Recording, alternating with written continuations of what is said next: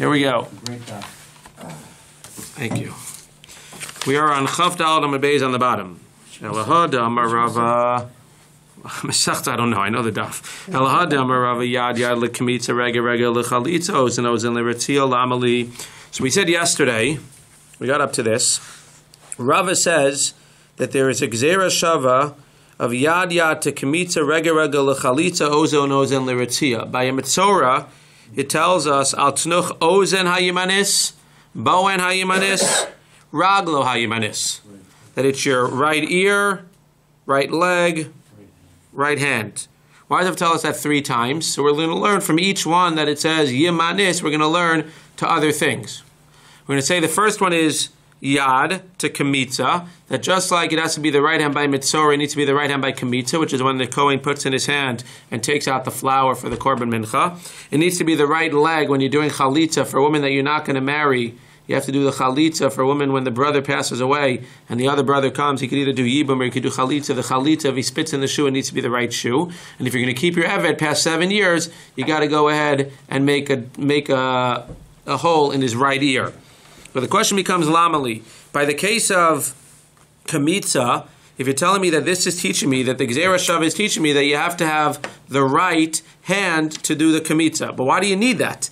We know what? We know that Midirabba Bar Barchana Nafka. Rabba Barchana on the top of the daf says what? Kol makom shenemar etzba ukehuna. If it says the word etzba or it says the word kehuna, that's going to be the right hand. So over here by what? Over here by Kamitza it says the Kohen, that the Kohen goes ahead and sticks his hand in. It should be obvious that if the Kohen is sticking his hand in, it's obvious anytime it says Kahuna, according to Rabba Barchana, then it's going to be the right hand. Others say you need to say Kohen and Etzba. So for them it's not such an issue, as we'll see on the next daf. But if you hold that anytime it says Kohen, it means by definition the right hand, what do you have to start making this lima to Mitzorah for? What is the Mitzorah? You're telling me the Mitzorah teaches me that the Kamitza needs to be done with the right hand. I know the Kamitza needs to be done with the right hand already because it says in the Pasuk that the Kohen's doing the Kamitza, which by definition is the right hand. So what's this extra limud of Yad Yad LeKamitza? Says the Gemara, Chad LeKometz v'Chad LeKiddush Chometz. There's 2 parts by the Kometz. You stick your hands in and you take out the flour. What do you do with that flour after you stick your hands in?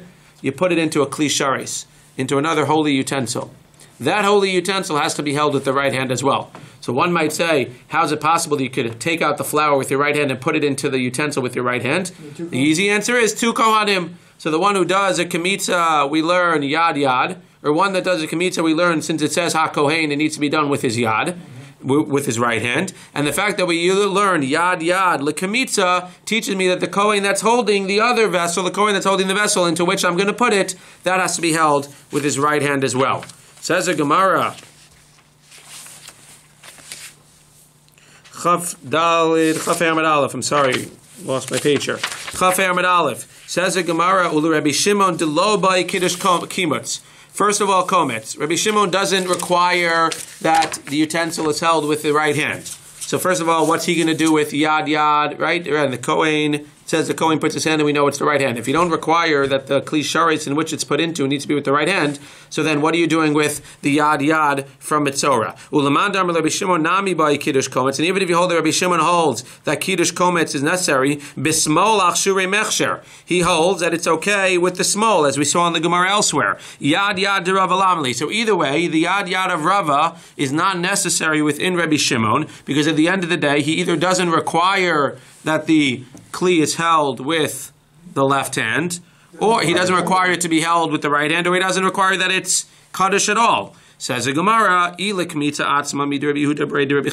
so what do we have here? So now we're saying again, Rabbi Shimon, we're trying to figure out what the yad yad is for. What do you need this comparison to Mitzorah? Now it's important, as the Gemara is about to do, the Gemara is going to point out that according to Rabbi Shimon, he doesn't hold that once it says Kohen, it needs to be done with the right hand. He says it needs to be Kohen and Etzba. So now the Gemara basically, again, according to the other opinion, you have 2 limudim. You have Kohen and you have Yad Yad L'Kamitza from Mitzorah. So we said, Kohen, the fact that it says that the Kohen puts his hand in, that teaches me he needs to be his right hand. Yad Yad L'Kamitza teaches me that what? That not only does he have to use his right hand to put in the thing, the person holding the kli needs to be his right hand. That's Pashut. But according to Rabbi Shimon, there's 2 differences. First of all, according to Rabbi Shimon, the person holding the kli sharis can actually hold it with his left hand if he needs to hold it at all. And the second thing is that he doesn't hold that by the word Kohen you know that it needs to be the right hand? Because he holds that it needs to say Kohen and Etzba. So he really needs to go to the other extreme and teach me, how do I know that the Kohen needs to use his right hand? And where do I see that maybe the Kohen needs to use his right hand for the klisharis, which he doesn't? So let's see. So if you tell me that the limud from Mitzorah is what? Because you have no limud here, because it just says Kohen. If the limud from Mitzorah is that you need to use your right hand for the kamitza, that can't be Midur of Yehuda Breder of Chia Naf, because he already knows that from elsewhere. Damar of Yehuda Breder of Chia, my time at Rabbi Shimon, that you have to use your right hand for the kamitza. Damar Kra, Kodesh Kadashim hi kachatas v'kasham. That is Kodesh Kadashim, like the chatas and the asham. Bala ovda biyad. It's talking about the korban mincha. If you want to do the avoda biyad, now we're talking about here doing the avoda of taking the mincha and putting it on the mizbeach, but we're going to learn that it's going to include also the kamitza as well. So you have a choice. We said by most of the korbanos, when you do the zrika, you do it with the kli. You have the blood in the vessel and you throw it to the corners of the mizbeach. We said that certain korbanos, I think the chatas, we said you take it with your finger and you throw it on the mizbeach. Korban mincha, kachatas v'kasham, is teaching me you could do it either or. You could either do it kechatas, where you go in and you take it with your finger, or kasham, you can go ahead and you can do it with the kli. But if you do it with the hand, you need to do it with the right hand, like you do the chatas. Bala ovda bekli, ovda besmo kasham. If you want to do it with a kli, you can do it with a kli, like the ashram, but not only can it be done with a kli, it can be done with the left hand. But what do you see over here? That if you're going to choose to use your hand for the zrika of the korban mincha, you need to use your right hand. Now plugging it into an earlier step in the process, when you're going to go ahead and use your hand for the kamitza, so what? You need to use your right hand. So if I already know from that pasuk of kechatas keasham that by the kamitza, when you do the kamitza by a korban mincha, you need to use your right hand. So now again, what do I do with the yad of Rava? Says the Gemara, lo nitzucha el lekometz minchas chote. Salgadai dechamina ho over Rabbi Shimon shlo yeh korban mehudar ki kamatz la bismol nami tis kasher kamash malan. What do you use it for? I'll tell you what you use it for. You use it for the korban mincha of a chote. There's different types of korban minchas, of flour offerings. There are regular korban minchas that accompany other korbanos. There are regular korban minchas, and then there's a special korban mincha when a person sins. There are certain types of korban minchas that the person who sins needs to bring. Now the halacha is that when a person brings a korban mincha when he sins, he doesn't get the full quote-unquote benefit of the korban mincha. What does that mean? That means we're going to make that korban a little bit on a lower level.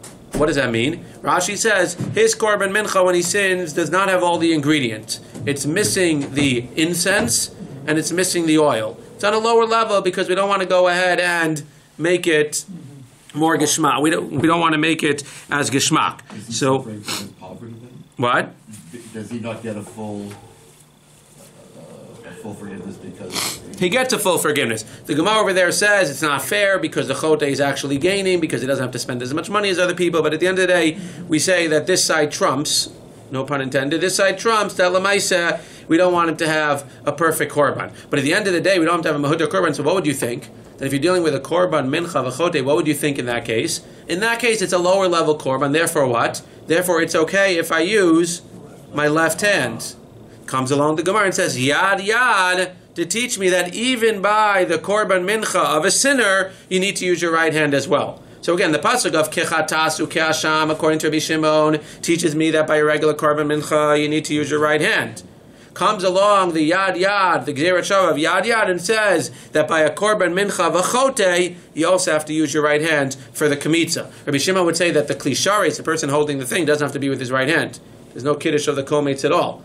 But according to Rabbi Shimon, he agrees that the kamitza needs to be done. So everybody agrees that the kamitza needs to be done with your right hand. Seemingly, whether a regular kamitza or boy, the korban of a kamitza of a minchas chote, everybody agrees the right hand. The only machlokas between Rabbi Shimon and what we said before is where do you learn it from? The machlokas that they have is whether or not, when you go ahead and you hold the kli, whether the kli needs to be done with the right hand or not. According to the other opinion, even the kli needs to be held with the right hand by the other Kohen. According to this opinion, the kli, Rabbi Shimon says, the kli does not have to be held with the right hand. Zak the Mishnah. Kamitza must be in the right hand because when he come to K'tshei Kadashim, have to be in the right hands. Is working this way. This way.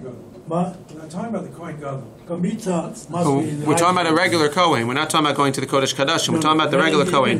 When even going to Kodesh Kadashim, he must be right hand forward, kamitza, because fire coil must be back. Oh, that I'm not, okay. Not But again, we're talking about a regular Kohen, so it could be that one could argue that it could be with the left hand, but in Hanami, the Gemara says right hand. it needs to be done with the right hand. Zok the Mishnah, we're about to get a little bit bloody. Nishbach Adam ala ritzpa v'yasfo pasol. Now we're talking about shachting the korban. So you shach the korban, and now you need to do the Kabbalah of the dam. So now the Gemara is clearly saying that when you do the Kabbalah needs to go straight into this kli sharei, straight into this utensil that you're gathering the blood with. If the blood goes on the floor, you can't mop it up and then throw it on the mizbeach. If it goes into the kli sharei and then it spills, if you pour the chocolate milk for your kid and then it spills, then you can put it back into the cup. But if it goes straight onto the floor, then you can't go ahead and then put it into the utensil and do the zriga. So as long as it went into the kli shareis first, then it can be used even if it spills. Nishbach adam ala ritzpa, if it goes directly onto the ritzpa, ve'asfo, and then you gather it paso.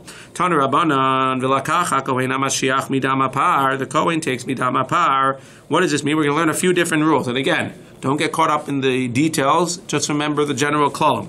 First rule, midam ha-nefesh v'lo midam ha-or v'lo midam ha-tamsis. This dam that we take for the zrika needs to be the dam ha-nefesh, not the dam from the skin and not the dam of the remnant. What does that mean? You take an animal and you shech the animal. The first few drops of blood, I don't know, maybe more than a few drops, is coming not from the dam of the nefesh, which is, again, the part that literally when you cut it, you do the whole thing very quickly. But the point is that the first millisecond is coming from the dam of the skin.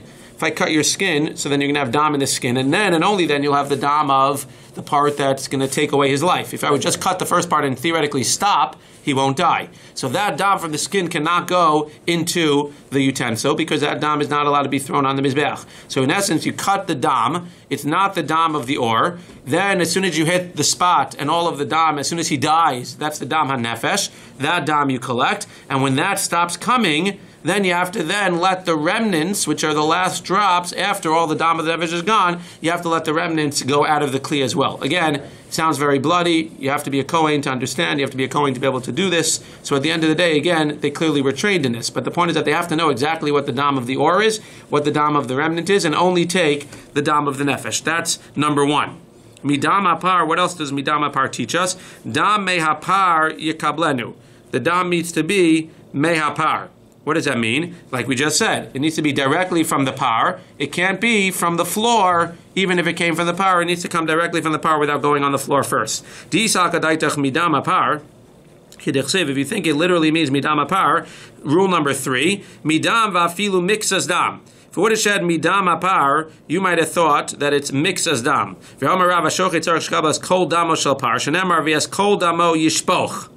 Therefore what? Therefore, if it was just pashup shot midam apar, then you would think that it could be part of the dam of the par. But the Gemara is clearly learning, you don't just learn midam hapar. What do you learn? You basically take away the mem, and you say dam me hapar. The dam needs to be from the par. So we're learning 3 things. We're learning number 1, it needs to be the dam of the nefesh. Number 2, it needs to be the dam straight from the par, not via the floor. Unless it goes into the kli and then spills, then it's okay. But it needs to be dam from the par straight into the kli. And the third thing is that it's not only part of the dam, it needs to be all the dam. You can't just take some of the dam from the part that's the dam and nefesh. You can't just take like a second of it and then say, okay, I have enough for zrika. You need to take the entire dam that comes out into the kli. And then what do you do with the leftover dam, as we'll see? You do the zrika, and the leftover dam you pour onto the mizbeach. But you can't just take 2 seconds of the dam. You need to take the entire dam nefesh into the thing. Those are the 3 things that we learn. And that's from V'es Kol Damo Yishpoch. Ela midam hapar. So the dam me hapar yikablenu. This limud that we're making for ourselves. Dam me hapar. And not from the floor. Chisavar gorin umosifin v'dorshin. Again, like we're saying, we're making a diuk that even though it says midam hapar, we're moving around the mem for our limud, and we're saying dam me hapar. That's what it means that you're gore umosif v'dorish. You move around the mem and you put it to the next word, so it's not just midam hapar, that's one limud, but it's also dam me hapar as opposed to dam me haritzba. So again, 3 limudim that we have here. You take the dam of the nefesh, you take all the dam of the nefesh, and l'maiseh, it needs to be the dam directly from the par, not on the floor and then mopped up. You need a huge I don't know how much dam, depends how big the animal is, but if it's a big animal, yeah, you need a big kli. again, I don't know how much dam. You're not talking about all the dam In the body. in the body. You're talking about the dam from I guess when it starts, this part. I guess when it's pumping for a few seconds, there, Right. then it stops, and of course you got all the blood. Right. So it sounds like we're not taking all of that. Says the Gemara. Guf Amar Yehuda Amar Rava Shoch Yitzar Shekabel Es Kol Damo Shel Parshanem Amar Es Kol Dama Par Yishpoch V'Habi Sharayim Ksiv. Gemara says, as it always does, you're trying to pull a quick one on me. Gemara says you wanted to prove you need to take all of the dam of the par because it says Es Kol Dama Par Yishpoch. What are you talking about? That's not talking about the Kabbalah taking all the dam from the par. That's talking about, like I just told you, whatever's left over after the Zrika, you pour on the Mizbeach. All of the dam that's left over, you pour on the Mizbeach. Says the Gemara, you're right, but you don't need to tell me that. When it says all of the dam of the par you pour on the Mizbeach, that's not true. Because you already did the Zrika.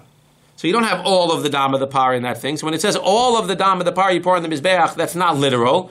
It means all of the dam that's left after the Zrika you pour on the Mizbeach. Why does it say all of the dam of the par? Not to teach me about what you're actually pouring on the Mizbeach, but to teach me to when you do the Kabbalah, you need to be Mekabel all of the dam. Taneyu inyan be-Kabbalah. That's what the Gemara says. Amar Yehuda Amar Shmuel. Furthermore,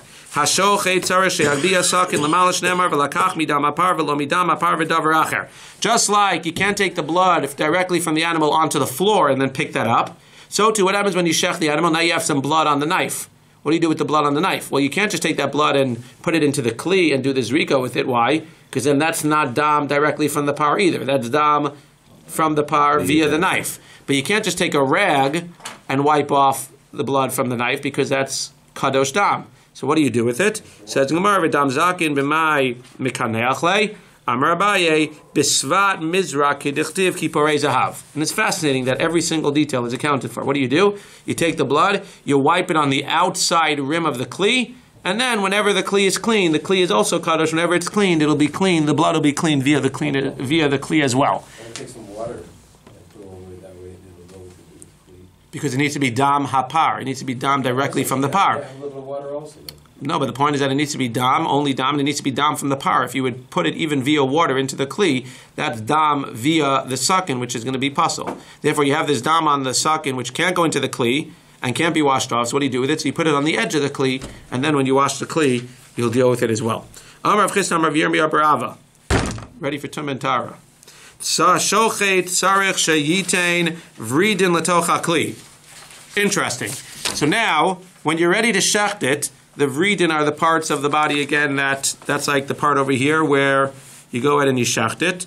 So before you do the shechita, that's the main blood vessels. Before you do the shechita, you need to lean the animal over the kli that you're about to do the shechita into, because again we want it to go directly from the animal into the kli. Now obviously you can't put the neck of the animal in the kli, because then you won't be able to do the shechita. But you need to put the neck of the animal as close to the kli or as over the kli as one can possibly do. So if this is the animal, and this is the kli that we're going to be gathering the blood with, you need to literally go like this, put the animal over, and then shech the animal directly over the kli so that the dam falls directly into the kli.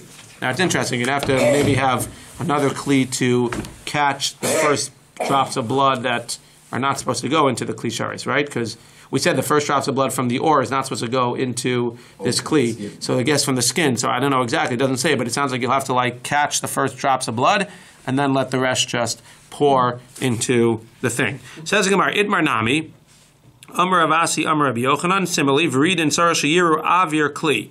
They need to see the avir of the kli. What's the avir of the kli? Again, the air over the kli. So you do it and you shout it over the air of the kli. Hold on tight. Hayimikabel. If you were going ahead and you were capturing the blood, so you shech the animal, and now the blood starts dripping down. Now what happens if before the blood drips down? So again, you cut the animal, this is the kli, and the blood starts going from the animal, and it's about to go into the kli. Now the kli doesn't start till here, right? The kli is a whole bowl, and it goes like this, but let's assume that the top of the bowl is here.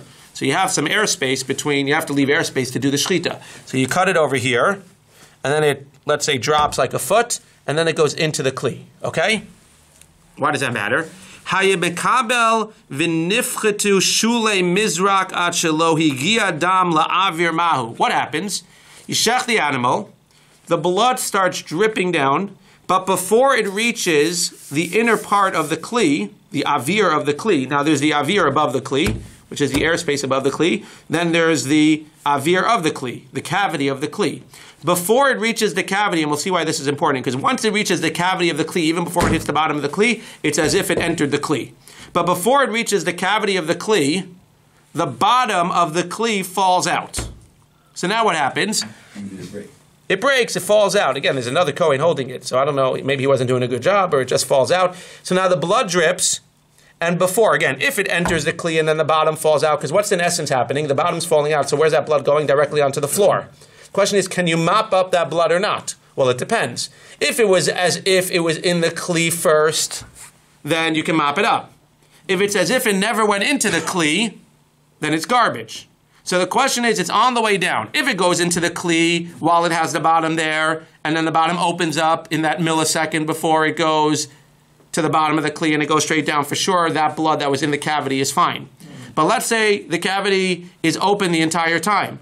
So you basically have like a magic trick where, again, he's holding the kli, and just as you're shechting, the bottom falls out, and now all the blood goes directly through the cavity of the kli down to the bottom. But it's in the avir. It's in the avir. So the question is, how do you treat the avir? Not, again, the avir of the kli is definitely like the kli. Right. So the question is, how do you treat the avir above the kli? Again, if the blood enters the cavity of the kli while the bottom is there, then it entered the kli even though it didn't hit the bottom. The Gemara is taking it for granted. That's considered to be blood in the kli. And then when the bottom opens up and it goes through, that for sure is blood that was in the kli. The question here is, how do you treat the blood that was between the neck and the opening and the top of the kli if the kli was actually opened during that time, or if the kli opened before it got into? So the kli was closed while it was starting to come down, then it opened. The question is, when it was in the avir, is it as if kimunach dami, that it's munach in the kli? Therefore, when it was in the avir, all that blood that was in the avir is as if it was actually in the kli, even though it was only above the kli during that time, but since the kli was closed while it was in the avir, it was fine? Or do we look at it that no, until it actually enters the cavity of the kli while the bottom of the kli is there, it's not considered to be in the kli, and therefore if the kli opens up the bottom before it actually enters the cavity of the kli, all of that is lav kimunach dami, was never on the bottom of the kli, and therefore you cannot pick it up. That's the Gemara's question. Hayakabel v'niftachatu shulei mizrach at shelo higia dam le'avir mahu avir she'ein sofo lanuach kimunach dami. This is avir she'ein sofo lanuach. The Metzia says that this avir above, this blood above, we would say, is not sofo lanuach in the kli because the kli is closed, because the kli is open on the bottom. If it's avir, that's sofo lanuach. If you have sofo lanuach, means that it'll eventually rest, i.e. on the bottom of the kli. If you have avir / blood, that will rest on the bottom of the kli because the bottom of the kli is there. So then we're saying again, if you have the bottom of the kli and the kli is there, so it sounds like even that l'maisa, the bottom of the kli is there, then as soon as it goes into the avir, it's kimunach dami, and then if you open it up, it'll be fine. But what happens? Mahu. Until it comes le'avir mizrak. Now again, there's all machlokas. Does it have to be into the avir? Let's read the Rashi for a second, just so we understand. Hayimakav v'nivdelu shulei mizrak is the bottom of the mizrak, is the kli. Anshelo higia dam la'avir mizrak lebein dofnei mizrak be'od hadam lemala mehen. So it's between the neck and the top of the kli.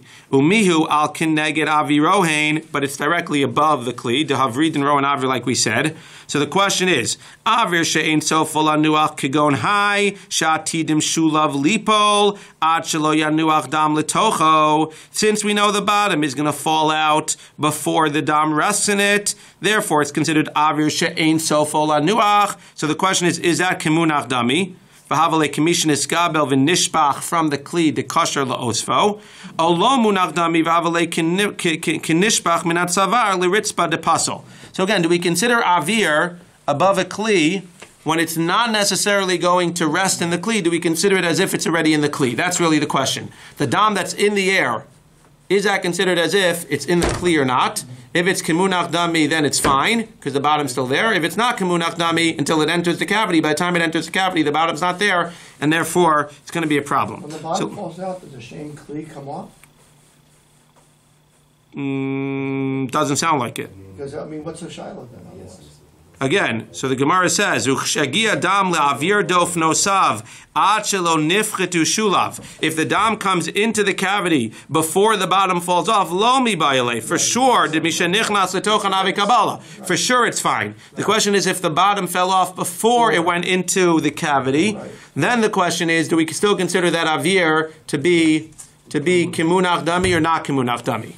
Once it enters a cavity with the bottom on, it's fine. The question is, if it's above the cavity while the bottom is there. So again, the bottom needs to be there, or else there's nothing to talk about. If the bottom's not there the whole time, there's nothing to talk about. But if the bottom is there while it's at this part, in the avir, and then it falls out right before it enters the cavity, then and again, the mitzias and the chance of this happening are zero. But the point is that when we have this case, we're able to learn the halachas or not. So where do we see another case like this? Amar le tindi suha. We have a similar case. If you have an article, you could show it to the person next to you. Is this a Mishnah? I think it's a Mishnah. You have a chavis underneath a zinok, which is a jet. If you have an article there, show it to the person next to you.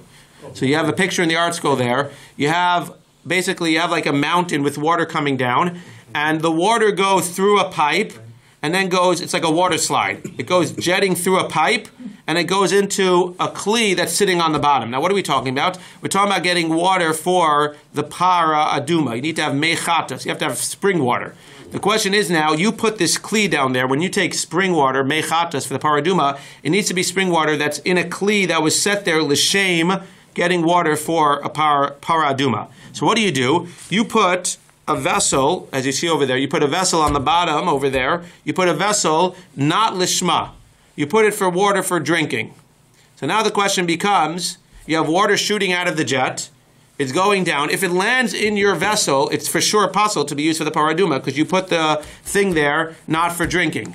The question is, you put it there for drinking. The question is, all of the avir, between the part where, again, it's going through a jet, it's going down a mountain, through a pipe, and then it's spilling into the kli that's here. Once it lands in that kli, nothing to talk about, it's puzzle. What happens now as the water is falling in the air above the kli? Well, what's the nafmina? Who cares? Let's say somebody else comes now with their own kli, which is l'shem yichu kucha brichu shchinte, water for paraduma. They catch the water in the air between your kli and the pipe. So now if the avir above your kli is kimunach dami, then what? Then it's as if any water that comes out of the pipe is already in your kli on the bottom. Then if he intercepts it, he's intercepting pasol for paraduma water. But if water that's in the avir is lav kimunach dami, then he's intercepting, and as long as he intercepts the water before it lands inside of your kli, he can take it and it can be kosher for the paraduma. Because he's coming with the right intention. You're coming with the wrong intention. So your kli, which is already sitting here, is it going to ruin any water in the airspace above it? Again, this comes up. It makes sense. Tumentara. Is it going to ruin any of the airspace in the water, or any water in the airspace above it? That's if you say that avir is kimunach dami, or is it not going to ruin it? Says the Gemara, avir, and the Gemara is going to question in just a second. I don't want to give it away, but the Gemara is going to question how can you make this comparison? The case of the blood was avir she'ein sofo lanuach. It was avir that was not going to rest in the kli because there's no bottom. This is avir she'sofo lanuach, which is going to eventually fall into your thing. Avir she'sofo lanuach, one can argue would be kimunach dami, but that doesn't mean, there's more of a reason to say that if you have a full kli, then the avir above it is already as if it's in the kli. It's more of a chiddush to say that if you have a non-full kli and it's going to fall right through the kli anyway, that we're going to consider it as if it's in the kli. It's not going to ever rest in the kli at all. But let's just assume that they're the same case for a second. Under the jet, the mayim that lands in it, or even the mayim in the air above it is pasul. So it clearly holds at what? Mayim, that's what? Mayim avir, that's sofol lanuach, is kimunach dami, even though Mendel doesn't like it. Tzirev pia lezinok. If you put the actual piha of the thing onto the pipe, if you look at your picture and you put the actual, if the guy is coming and putting his actual kli on the pipe, mayim shebesocha psulin, the mayim inside of it is pasol, v'shebachutz alak sherin. Then it's still going to ruin it because that's still considered to be in the avir of the guy's thing on the bottom. But if he catches it directly from the pipe, then it'll be okay because the guy's kli on the bottom doesn't ruin the stuff in the pipe. But again, for our purposes, we're concentrating on the first case. You have a case where the mayim's coming from the pipe, it's going into his kli, which was put there not lishma. I'm intercepting it in the middle, and I'm intercepting in the middle, and it says pasul. It's still pasul. That clearly holds that avir ruins it, that the avir above his non-lishma thing is like, it's already, the mayim in that avir is already as if it's munach dami. Says the Gemara, a nice try, but we're smarter than that. Hi mai, ba'imine avir shein sofal anuach v'kapashale avir shesofal anuach. You can't make the comparison. This is a case again where if you wouldn't come and put your cup in the middle, it would land in his non-lishma cup. So it's not such a chiddush to say that the air above his cup is considered as if it's already in his cup, because it's eventually going to land in his cup. You can't prove anything to the case that we're talking about with the cow, because at the end of the day, that case was what? Where you had a kli without a bottom. So maybe even if you're going to say that in the case of the water that's in the air is considered as if it's already in the kli that it's about to land in, that's only because it's about to land in the kli. But you can't learn from there that if you have a kli with a bottom, which is never going to land inside of, that you're going to hold that that's also going to be kimunach dami as well. But there was a bottom when he shechted the animal. It doesn't matter. It doesn't matter. It doesn't matter. Not there then. At the time that it goes through the kli, there's no bottom. Says a Gemara, Tarti kabayimine. So he's saying Tarti kabayimine. So you're right. He's not bringing a proof from there. He's saying you're right. I have a separate question. When I have this case of the shechting of the animal, does the blood considered as if it's munach dami or not? That's one question. Ve'im timse lomar avir shein sofal anuach laf kimunach dami. And if you're going to tell me, no, it's not as if it went into the kli because there was no bottom to the kli, and therefore it's as if it fell right on the ritzpah, and therefore you can't clean it up and use it. So then at the very least, what's the halacha in avir shesofal anuach mai? Then at least tell me, would it be the same halacha in the case of the water? Because maybe in the case of the water, there's more of a reason, like we said, to say that it'll actually be kimunach dami. That was his question, but his question was never to compare the two. He understood that the case of the par was a different case. Maybe there's another reason why in the case of the par it would be okay. But he was saying, if you're going to tell me that the case of the par is not good, and therefore it ruins the blood that goes through the kli, would you still say the same thing in the case of the water? Rav Yosef Masni Yachi. That's how Rav Yosef learned it. Rav Kahana Masni Chavis Ba'minei Upashale Chavis. Rav Kahana says that he never even brought up the whole case of the par. His whole question was just what's the halacha in the case of the jet. He never even asked about the par because it's ridiculous to compare the two. Rabba Masni Chavis Ba'minei Upashale Mizrach Iyatamode BeMizrach Shief Sharlo below Zinuk. And according to Rabba, it's a whole other question. And the question was again that when you go ahead and you shecht. Rashi says the first white line, "Sheshochet al avira kli ein adam shodei b'mekomo al mekalei l'rochav kli ad lahalam v'yavir shezov al nuach lav k'mal dami nimsek shiyorei l'kli min avir huba v'lo min apar v'tor." Fine. He just brings a whole other point, and again, I'll just give you the basic. He's saying that you have to say that avir shesofol anuach is kimunach dami. There's nothing to talk about because think about it for a second. He just brings a separate point. When I shecht an animal, forget about this whole case with the talmud-torah and the shechting. When I shecht an animal, it's about to go into the kli. That's avir shesofol anuach. It's about to go into the kli. Is that kimunach dami or not? How do we treat this airspace? Kimunach dami or not? Yeah. He comes along and says it's pashut that it's kimunach dami. Why? I'll prove it to you. Because if it's not kimunach dami, then where's the blood coming from when it lands in the kli? From the air. From the air, not from the par. The fact that when we shech the par and it goes through the air into the kli, we say that it's coming directly from the par, shows me that in general, when you have a case of a kli, that the avir on top of the kli, assuming that there's a bottom to the kli, and therefore it's kimunach dami, that therefore there's a bottom, therefore avir that's sofal anuach is kimunach dami. That's just his thing. He says from this whole thing, we just proved that avir sofal anuach kimunach dami. But again, our question we still haven't answered, and we're not going to answer. Because at the end of the day, the case that we were dealing with was avir she'ein sofal anuach. He's just proving from here that avir she'sofal anuach definitely is kimunach dami. Nothing to talk about. The avir above a thing where there's a bottom, for sure the avir directly above that is kimunach dami, and that's why a regular case of a par, when you shecht it, the airspace doesn't ruin it. The case of the jet over there, if the guy comes with his cup in the middle and captures it, it's definitely going to be pasul because the avir goes all the way to the thing that has the bottom to it. The only question becomes, which we haven't really answered, and you can go both ways, is what happened when there's no bottom to the kli, which is avir she'ein sofal anuach. Are we going to say kimunach dami there or not? Seemingly, according to most, we're going to say lav kimunach dami, and therefore, when it goes straight through the bottom, it's lav kemunach dami, and therefore when it's on the ritzpah, you cannot pick it up and use it for the zrika. That only apply, when the blood is first coming out, it's still, quote, attached to the cow. Because you have a stream. It's in the stream. Okay, the Gemara is not right. I understand. The Gemara is not right. But the Gemara is saying not like that. The Gemara is saying that the avir would still ruin it. Because there is going to be a point at some point where it's going to squirt. That's why he uses the words below zinuk, squirting. I think that's exactly his point.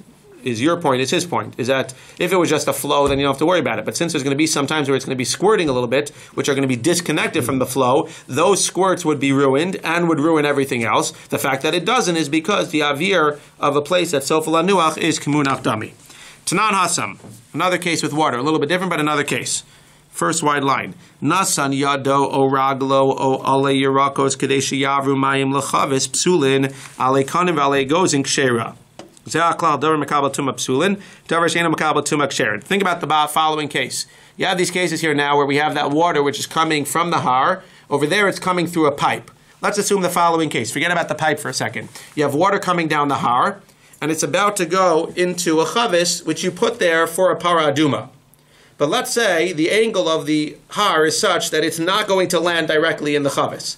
The way that the stream's coming down, it's going to land like 1 inch to the left of where you want it to land in the chavis. So what do? You stick your hand or your foot or ala yirakos, all of which are mekabel tuma, leaves of vegetables, because those are edible, they're mekabel tuma. You stick it right there, and you sort of cause a buffer so that when the water's coming here, it hits your hand and then goes directly into the kli. Or you put leaves, so the Gemara says, if it's stuff that's mekabel tuma, your hand, your foot, leaves of edible items, that ruins it. If it's not a davar mekabel tuma, if you put leaves of egozim, which are walnuts, or leaves of kanim, reeds, then if you use that as a buffer, basically you're using it as a diversion, then it will not ruin the water.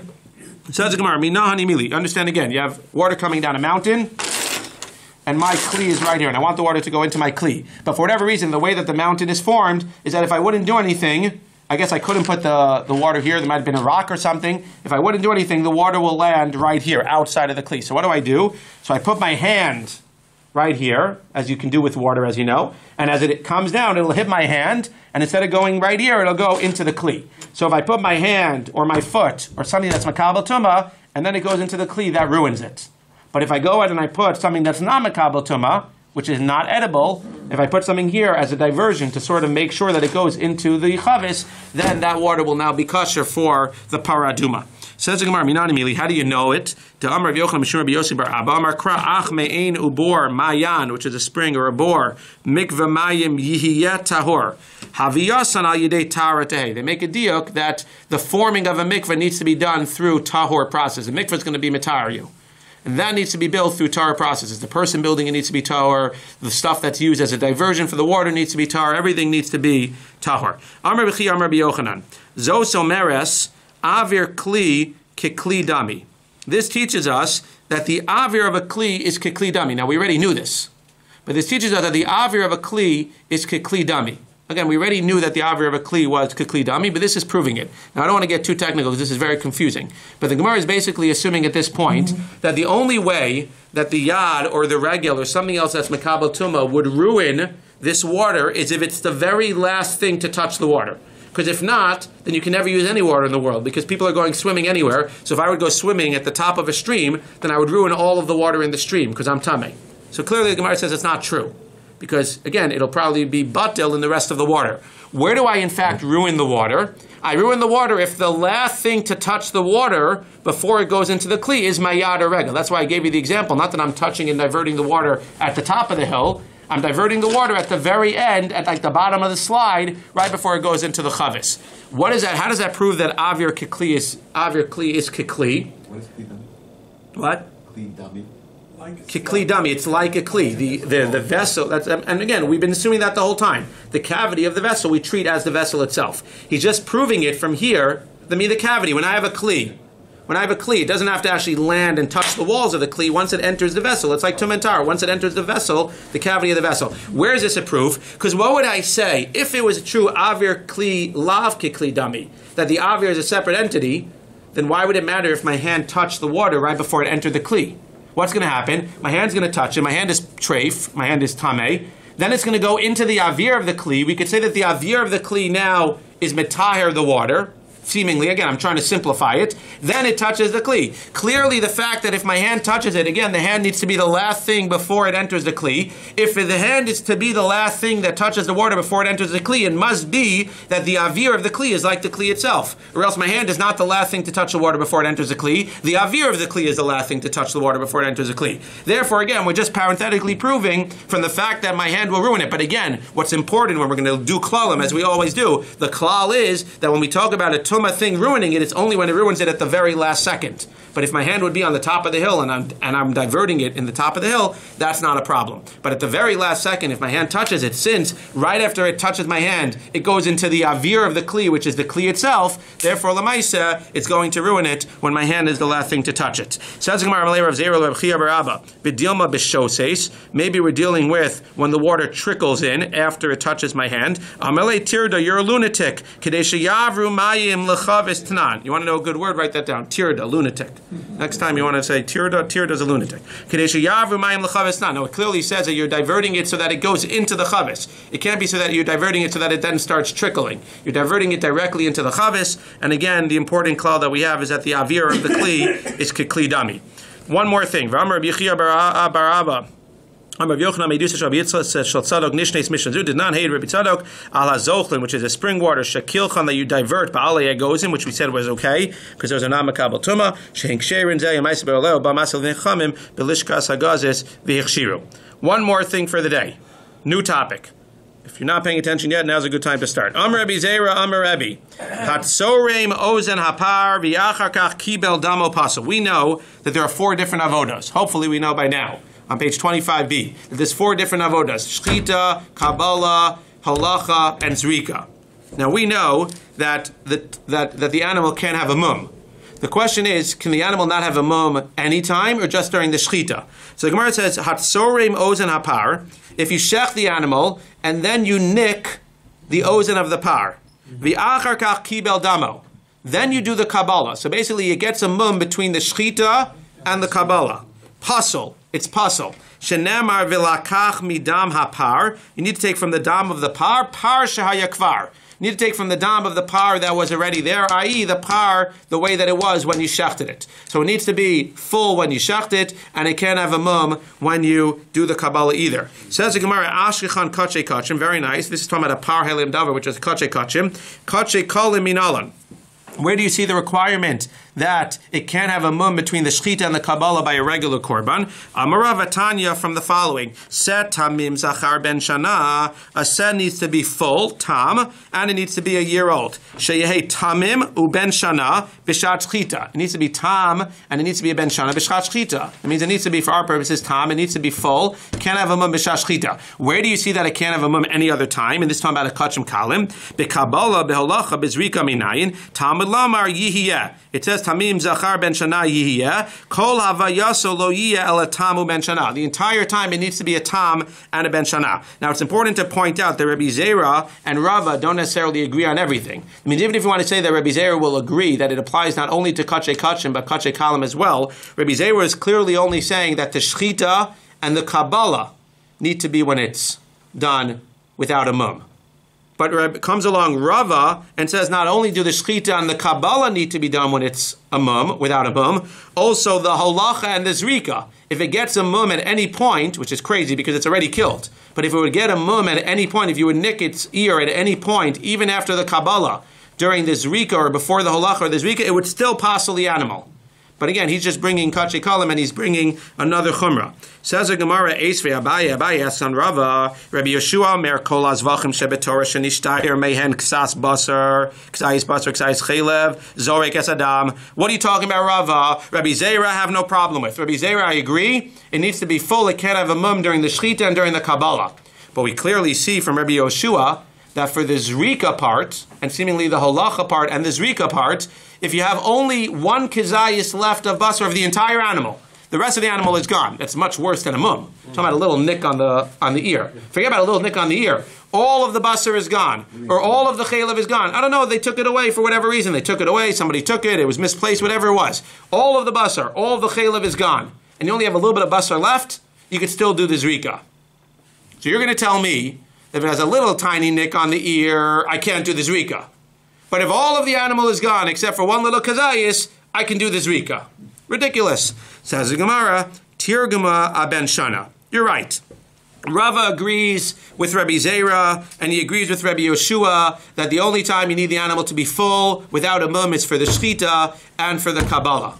Where does it say? He seems to say that you need it to be full for the zrika and for the halacha as well. No, he's talking about that it needs to be a ben shana for the zrika and for the halacha. In terms of Tom, I agree. It can't, one second. In terms of Tom, I agree. I'll explain in a second. In terms of Tom, that it needs to be full, it can't have a mum, I agree. It only needs to be full for the shchita and for the Kabbalah. After that, as long as you have a little piece of the animal left, you can go ahead and do the holacha to the mizbeach and the zrika. So what was he saying when he says tamim ben shana? The ben shana is what he was concentrating on. That just like the shchita, in certain cases, the shchita, if there's a requirement that the animal needs to be 1 year old and not more than 1 year old, that means 1 year old from 1 to 2, right? Between 1 and 2, let's say, or in its first year, whichever way we're going to learn. Let's say in its first year, fine. Let's just say in its first year. Ben shana, right? Ben shana here means within the first year or 1 to 2. I think it means within its first year. So what? I think within its first year. So there, if it turns a year old between the shchita, now obviously it's not turning anything once it's dead, but if it theoretically turns a year old between the shchita / Kabbalah and the holacha / zrika, then it's pasul.